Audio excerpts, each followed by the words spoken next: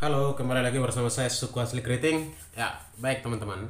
Pada video kali ini saya akan coba mengupas tentang Melanesia. Kita mulai dari bagaimana sih, kenapa bisa disebut Melanesia dan sejak kapan itu bahasa Melanesia itu timbul, dan secara singkat saja ya. Ini saya persingkat saja, saya buat video ini tidak terlalu panjang. Mohon disimak dulu videonya sampai selesai, biar kita dulu paham dulu bagaimana bisa ada Melanesia, terus pemetakannya seperti apa. Ini dimulai sejak kapan dan siapa saja yang menjadi juru kunci untuk penyebutan Melanesia itu. Simak video ini sampai selesai, jangan di skip. Selamat menyaksikan.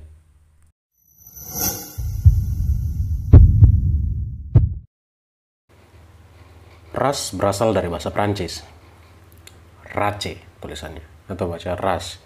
Dengan sendirinya bahasa Latin radik atau akar adalah suatu sistem klarifikasi yang digunakan untuk mengumumkan kategori manusia dalam populasi atau kelompok besar dan berbeda melalui ciri, fenotype, asal-usul, geografis, tampang jasmani, dan kesukuan yang diwarisi. Ini bisa dilihat di Wikipedia juga. Di Indonesia ada beberapa jenis ras, yaitu Melanesoid atau Negro Melanesia. Ini suku bangsa yang termasuk dalam ras ini adalah orang Papua dan orang Maluku. Yang kedua adalah Mongoloid atau Mongoloid Melayu. Jenis ras ini terletak di wilayah Indonesia bagian tengah dan barat. Ketiga adalah penduduk keturunan asing. Yang masuk dalam kelompok ini adalah orang Cina atau ras Mongoloid Induk dan keturunan Arab, Pakistan, dan India. Ini masuk dalam kategori ras Kaukasoid. Jika diklarifikasikan ras, dapat dilihat dari tanda jasmania atau sifat-sifat fisiknya.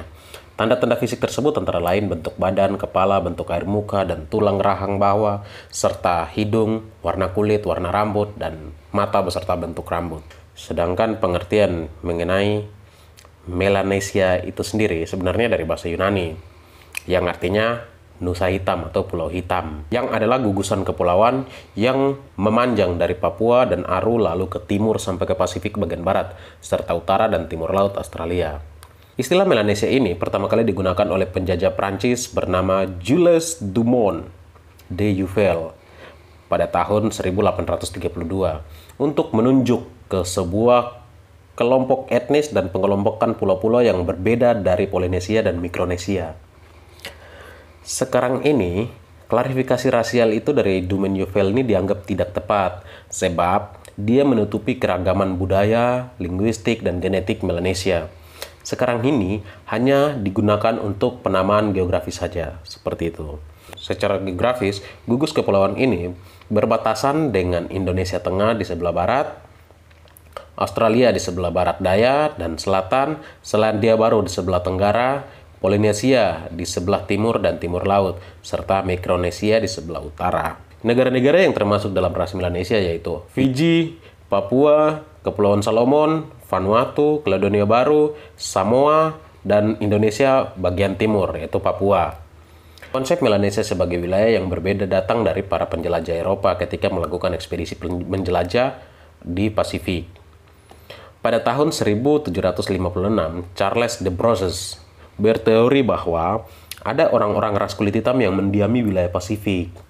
Pada tahun 1825, Jean-Baptiste Bory de Saint-Vincent dan Jules Dumont d'Urville mengidentifikasikan mereka sebagai Melanesia yang merujuk kepada sekumpulan ras yang berbeda dari ras penghuni wilayah sekitarnya, seperti ras Australian dan Neptunian. Seiring dengan waktu, orang-orang Eropa semakin melihat Melanesia sebagai kelompok masyarakat yang berbeda budaya, bukan lagi sekedar berbeda-beda ras dan daerah. Pada abad ke-19, Robert Cardington, seorang misionaris Inggris, menghasilkan serangkaian monografi pada orang Melanesia berdasarkan lama waktu mereka tinggal di wilayah tersebut. Dalam karya-karyanya seperti The Melanesian Language 1825 dan The Melanesian Student in Their Anthropology and Folklore itu pada tahun 1891, Cardington mendefinisikan Melanesia itu termasuk wilayah Vanuatu, Kepulauan Salomon, Kaledonia Baru, dan Fiji. Wilayah Neguni kemudian masuk dalam Melanesia dalam studi berikutnya oleh para peneliti antropologi.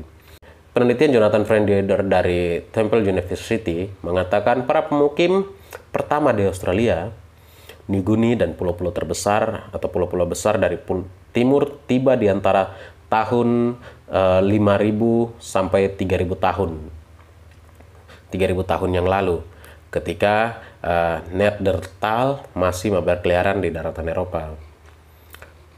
Penduduk asli kelompok pulau-pulau yang sekarang disebut Melanesia kemungkinan besar juga nenek moyang dari orang-orang Papua beremigrasi dari Asia Tenggara.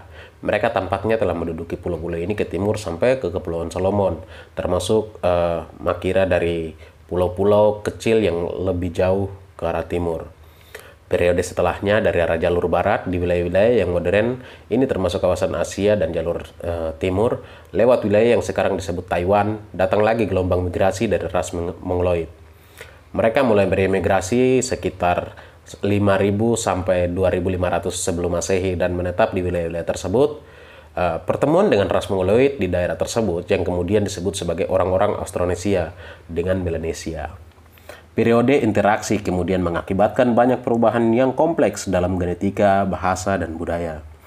Penemuan berbagai artefak peninggalan juga menjadi bukti proses bertemunya dua ras besar kala itu.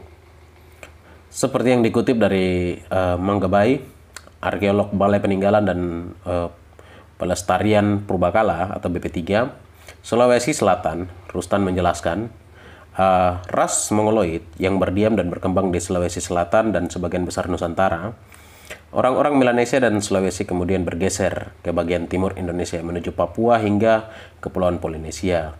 Jadi ada titik di mana Melanesia dan Mongoloid itu bertemu, mungkin di pulau-pulau bagian timur.